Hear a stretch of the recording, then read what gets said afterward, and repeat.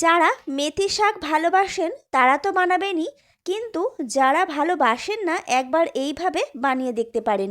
ভীষণ ভালো লাগে খেতে এইভাবে বানালে।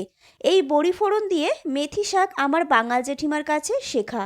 আসলে পুরানো দিনের মানুষরা শাক পাতা একটু বেশিই খেত, তাই কায়দা করে রান্নাটা ওরা একটু ভালোই জানে। প্রথমে মেথি শাক বেছে কুচিয়ে নিয়েছি, সর্ষের তেলে বড়ি ভেজে নামিয়ে নিয়েছি, তারপর বেগুনের টুকরোগুলোকে লবণ হলুদ দিয়ে ভেজে নামিয়ে রেখেছি। এরপর তেলে পাঁচফোড়ন আর শুকনো লঙ্কা দিয়ে কুচিয়ে নেওয়া মেথি শাক দিয়ে একটু নরম হয়ে গেলে লবণ হলুদ দিয়ে শুকনো করে খুব ভালোভাবে নেড়েচেড়ে নিয়েছি। স্বাদের জন্য চিনি দিয়েছি। জল ছাড়াই গ্যাস কমিয়ে ভাজতে হবে, তবেই বেশি ভালো লাগবে। তারপর ভেজে রাখা বড়ি গুঁড়ো করে দিয়েছি আর বেগুন দিয়ে খুব ভালোভাবে নেড়েচেড়ে নামিয়ে নিয়েছি।